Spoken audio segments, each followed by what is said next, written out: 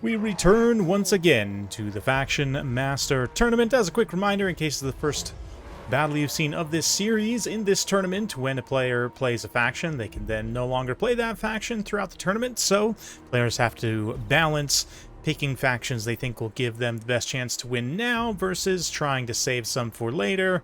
Then again, if you lose, there won't be a later, so quite a bit of consideration there. Today, we've got War God versus Miravoy. Okay, had a little power outage. I think I'm back in the right spot. Yes, Miravoy versus War God. Miravoy coming in hot with the Beastmen. Spread, build, Cygor already pounding away with those rocks at long distance. He's got quite a bit of mobility with plenty of Centaurs with throwing axes. Centaurs great weapons as well. Nice armor piercing there. And some regular Centaurs even out on the far side, hidden in the woods. Zangors as a front line, Malagor the Dark Omen leading the way, and Alariel challenging already in the sky for the High Elves. War God's also got a Frostheart Phoenix to back him up. Somewhere Felcon is smiling. We've got Spearmen as well as a front line here. Some Archers. The Rahagra's Pride. Regiment renowned War Lions, very unusual choice, defending here in the ace position, and the Fireborn as well, with their elite anti-large flaming damage with armor piercing. Silver Helms as well, doing some mass protection. So, classic attacking versus defense. Right now, Miravoy is patiently kind of bringing all of his forces to bear. Did take a little bit of archer damage there on his Centaurs, but that's fine. Very patiently getting everything into position. It is Conquest. The High Elves are going to move up and secure the Conquest objective, which on this Sword of Torgald map is right in the center. This, of course, being the quest battle map for Wulfric's Sword of Torgald. Anyway, yeah, it's a decent one for sure. Very interesting map in many ways, but the Conquest position being sort of in a ditch does mean that defending it can be quite a challenge. The High Elves right now have a pretty nice position on this ridge, and sometimes being on a slope can throw off position targeting for artillery. So let's see if the Cygor is able to make some consistent contact. So far, only 3 kills with 24 gold value. Pretty low, all things considered, but there's a solid hit right there, right in the center of those archers. Takes out a solid, yeah, like 22 unit models. So it's going to be some time. We'll fast forward a little bit through this early game. As the Cygor puts in some work, the High Elves are going to move slightly forward to get a better defensive position, since they're kind of getting surrounded anyway. Taking up this space here, trying to just defend the point for now. Not really a lot of point in the High Elves over chasing. They're definitely going to get picked apart, which is what the Beastmen are trying to do here. So we're going to start to get some engagements developing. Zangor's charging in the front line. These beautiful pink High Elves. Very nice color scheme. The Illyrium color scheme, I believe. Yep. Very cool. We're going to see the Rahagra's Pride also charge in there. Silver Helms. And Lariel casting some spells here, doing some little Earth Blood. Try and restore some of those archers, although I'd imagine, yeah, they're getting healed a little bit. Excuse me. The model damage from those rock throws is pretty extreme, but regardless, we've got Centaurs moving in, engaging the archers here, collapsing this back line. Not trading amazing against the High Elf Cavalry for now, but the armor piercing should trade much better against the Silver Helms. The Fireborn are going to be tough to defeat for sure. But let's see. We'll take a nice wide view as, yeah, Centaurs here. Not really doing an insane amount of damage. Kind of getting caught up by the Rahagra's Pride there. A lot of them starting to pull away. Not really able to sit and fight for too long. But even still, you know, some of these Centaurs great weapons, as they're pulling away, just taking massive damage from the Fireborn.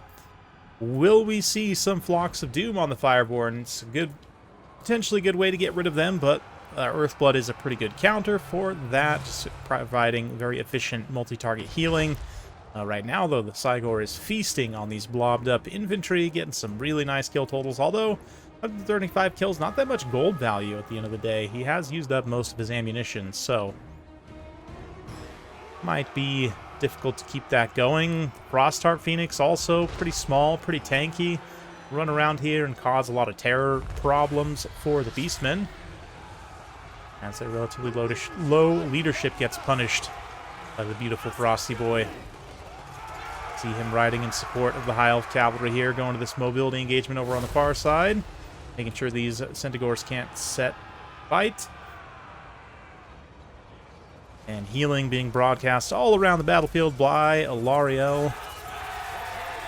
Beastmen trying their best to continue fighting here, but the High Elven defense seems to be holding fairly well so far.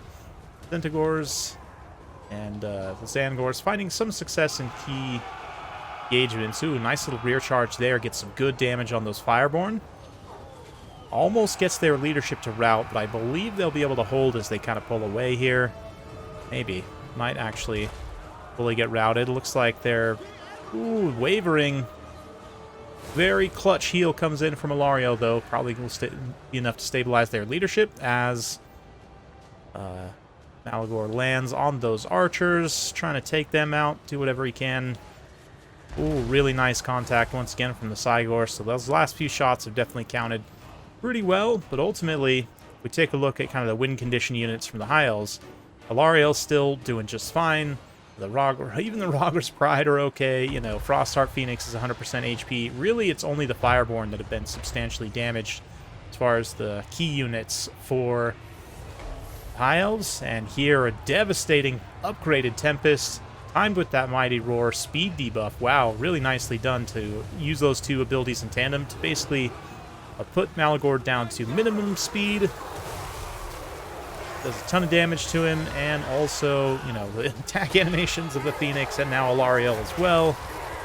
Yeah, Malagor is having a really terrible time, gets routed away here, and that's probably the dagger for the Beastmen.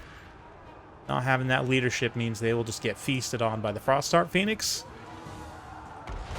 So very nicely done there. The Centaurs trying to make it close, landing on the archers, doing some good damage, rear charging those silver helms as well. I do notice that some of these Centaurs throwing axes didn't get a chance to use a lot of their ammunition. I'm wondering maybe they were set off fire at will and just forgotten about, potentially, which is a little bit unfortunate. They could have contributed some extra damage. Would it have been enough to make a difference? Hard to say. I mean, the Frostheart Phoenix was a really good pick here in order to kind of control the Beastmen's movements, provide terror. Really, really like that quite a bit from War God. So he takes the win in the first game. We'll see if he can prevail throughout the series. But it is a best-of-3 series after all. But that does mean both these players can't use these factions anymore. So both pretty decent, I would say, mid-tier factions. Beastmen in particular. Did I say decent? Yeah, decent mid-tier factions. Beastmen in particular, when used well, can do well in a lot of matchups right now. High Elves, I would say, are a little bit harder to play well, but definitely can be very potent. Definitely not anything to be written off, but they take the win here. And War God, like I said, goes up in the series. Fireborn don't quite pay for themselves, but they manage to be sort of a tank unit, drawing a lot of resources and damage onto themselves. But these other units can then get worked on. I'm surprised actually Frostheart didn't get more raw value in and of itself. A lot of the tactical value, I guess, is just terror routing things, debuffing them, right? Yeah, Rahagras Pride gets some respectable value as well. 1 Silver Helm, 1231. Must have been fighting the non-AP Centaurs very efficiently. 1 Archer at least gets some good value also. And then the Spearmen, decently cost-effective in holding out against a build like this. There's not really a lot here. Besides the Cygor, which can directly threaten them. And granted, Cygor did get almost 200 kills, but I do think that the early volleys for the Cygor were potentially a little bit wasted. Might have been having some accuracy issues early on there. And then, yeah, the Centaur's throwing axes, only, well, 2 of them pay for themselves. These are the other 2. Again, not sure with the ammo usage there, how efficient that was. But then the melee Centaurs really just had a very hard time in combat here. Zangors largely do pretty well. But Malagor committing to that one engagement. On the one hand, I like trying to finish those archers, but on the other hand, Alariel with that, you know, she's saving her Runes of Magic for that Overcast Tempest, which is definitely a major danger to Malagor. And really, if I think through kind of Beastmen Lord selections here, I don't know that there's necessarily a great option. Maybe the Doom Bowl would be your best bet, but like really, you know, Malagor's reasonably vulnerable to getting sniped in the sky or even on the ground, as we saw there, by, you know, Tempest or something similar. Orox does fire damage, which isn't going to be great against some key high elf units. A great Brave Shaman is there, I guess, and Morgur's honestly probably not a terrible choice either. He'll be reasonably hard to actually kill, and can provide some extra spawns, but really doesn't do a lot for you. Doombull's contact effect, actually, Dazed, is a really nice counter, generally, to Martial Prowess, the High Elves faction ability, right? So it basically just shuts it off, more or less, so maybe that's a decent option. Malagor is certainly not a bad option. I mean, he can be very good. Probably the best Lord overall. The Beastman, just given his magic kit, is pretty solid. So, yeah, Beast Lord and Kazrak also exist. If you want to get your expensive, reasonably expensive, you know, character chariot just sniped by a flying single entity, you can definitely take them. But that's it for me for today. Hopefully you enjoyed. If you like this sort of content, be sure to like, subscribe, hit that bell notification button. Every time I upload a new video, you'll be notified. Thanks again. We'll see you next time.